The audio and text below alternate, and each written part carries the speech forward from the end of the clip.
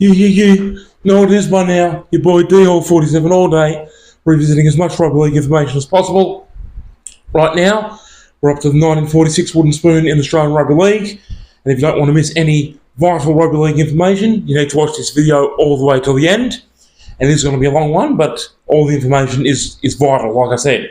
So, as I've been saying lately, South Sydney in 1945 won only one game all year to finish with the wooden spoon. And the next year, 1946, this one, they lost every single game. That's what I have been saying lately. Now we'll dive into much more detail. So, the stats were a tad worse than 1945.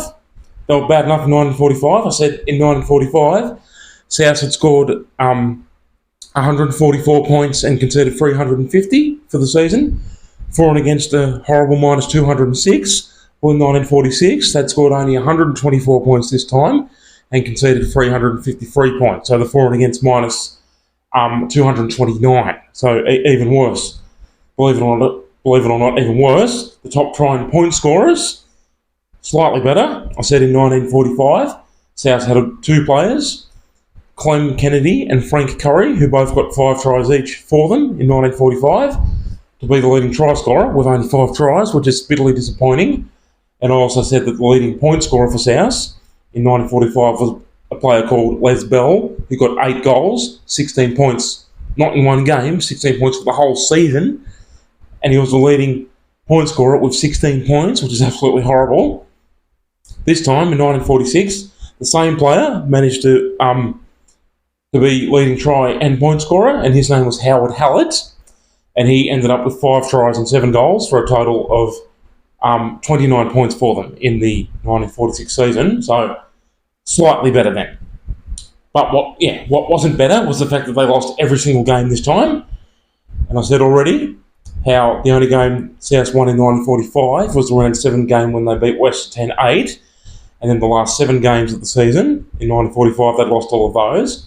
So once they'd lost all 14 games here in 1946, that was 21 consecutive losses. Then in 1947, round 1, they lost to St George 30 points to 11. That was 22 consecutive losses. Finally, though, 1947 round 2, they beat newcomers Parramatta 35-22 to finally break the enormous run of losses. And eventually in 1947, they ended up playing 18 games, winning 9 and losing 9, to finish 7th out of 10 teams in 1947. So they started climbing the ladder again. And only a few years later in the 1950s, they were, of course, winning competitions again. So, for the time being, they did have these Retro 2 wooden spoons, and I said I was covering every wooden spoon, so they were going to pop up eventually. So, and now, what we're going to do now is I'm going to ask for your feedback to tell me what you think is South Sydney's most embarrassing moment for 1946. We usually do the moment in the sun and the most embarrassing moment for every wooden spooner. The year they got the spoon, but obviously since South lost every game in 1946, there's no moment in the sun. So I want your opinion as to what is South Sydney's most embarrassing moment. My personal opinion, it's the round 14 game against Eastern Suburbs, but we'll have to go for all the scores first to get there, but I'd like to know your opinion down below.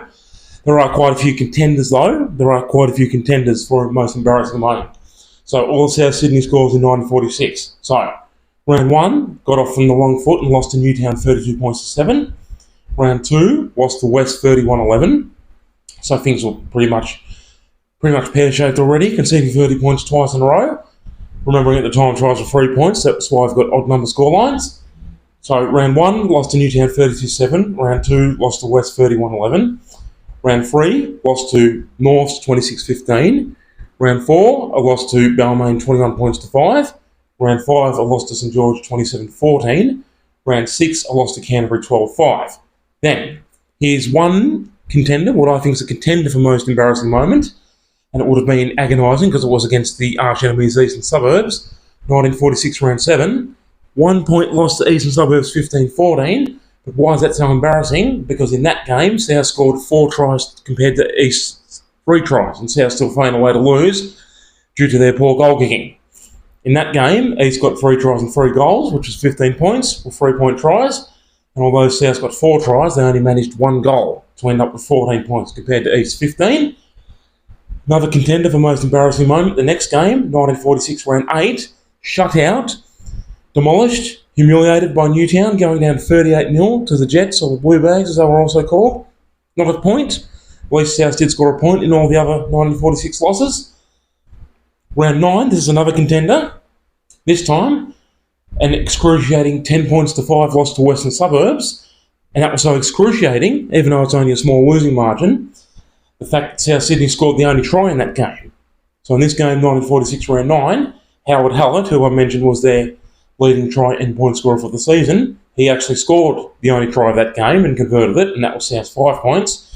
But unfortunately for Rabbitohs, the West champion player Bill Keto, who I've mentioned before, when West got the wooden spoon in 1940 and 1942, in this game, 1946 round 9, Bill Keto getting 5 penalty goals to give West a 10 points to 5 win. So even though South scored the only try of the game, still found a way to lose. 1946 round 10, another big loss, this time to Norths 31-11. 1946 round 11, another contender for most embarrassing moment. 43 points to 7 bumping from Balmain. And in that game, Balmain piled on 11 tries. And it was only Balmain's poor goal kicking that left the final scoreline at 43 points to 7. If Balmain had better goal kicking in that game, they could have scored over 50 points in that one. And it could have been even more humiliating for poor old Rabbitohs, as if things weren't going from bad to worse already. Then yet another contender for most embarrassing moment, 1946 round 12. This time, I lost to St George 18-14, and despite the fact it's only a 4-point loss, remembering, this is probably the most frustrating one for South, remembering in 1946 St George finished the regular season as minor premiers and ended up runners-up after they lost the 1946 grand final to Balmain 13-12, so the second best team in the comp, and South nearly beat them, and St George and South scored 4 tries each in this game, but again, it was South's poor goal kicking. Again, they only got 1 goal, whereas St George got 3 goals, and that's how the score ended up St George 18, South 14, so that's it. Basically, South couldn't buy a win, unfortunately. 1946 round 13, the second last game, a big loss to Canterbury 30 points to 9.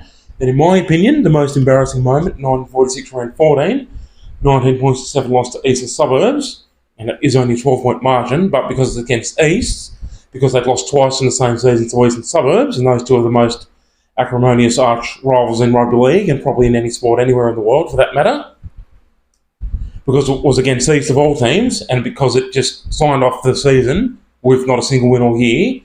In my opinion, that's why South Sydney's most embarrassing moment for 1946, but I did mention a lot of other games just then, which go very close to it, I think. So I'd like to get your opinion to South Sydney's most embarrassing moment in 1946 by dropping a comment down below.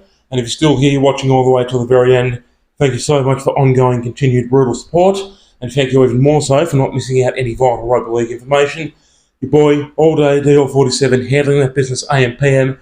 Subscribe for this channel to find tons of other vital rugby league information videos. Your boy all day. Toodaloo.